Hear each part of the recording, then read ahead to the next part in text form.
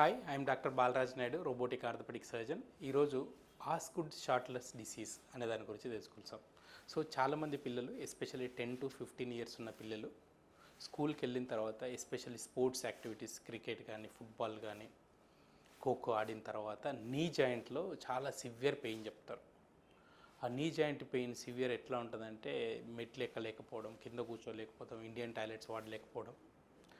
So ఇది over use చేయడం వల్ల పటెన్లర్ టెండాన్కి ఉన్న అటాచ్మెంట్ టిబియల్ ట్యూబరస్ దగ్గర స్మాల్ మైక్రో టేర్స్ అయిపోయి ఈ ప్రాబ్లం వస్తుంది. సో దీన్ని డయాగ్నోస్ చేయడం ఎట్లా? First 10 to 15 years usually male childs sports ఆడిన తర్వాత ఈవినింగ్ ఇంటికి వచ్చిన తర్వాత ఈ పెయిన్ చెప్తుంటారు.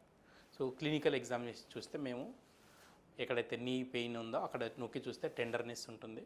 And if you take an X-ray ప్రామినెంట్స్గా టిబియల్ ట్యూబరాసిటీ ఉంటుంది. Rarely we do MRI.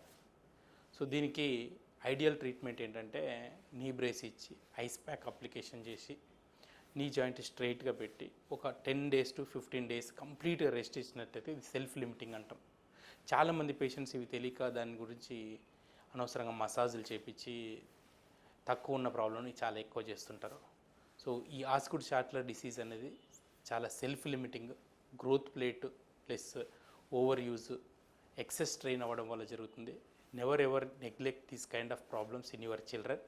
Immediately you should consult orthopaedic surgeon and we advise accordingly based on the diagnosis and grades. Grade 1, 2, 3, 4 ఉంటుంది. 98% of the cases we can treat without surgery. Only surgery is rarely indicated if it is not responding to medical therapy. Then we do microdebridement. And if you want to know more details about Osgood Schlatter disease, you can subscribe to our channel or you can consult Dr. Balaraj Naidu at Onus Robotic Hospitals. Thank you.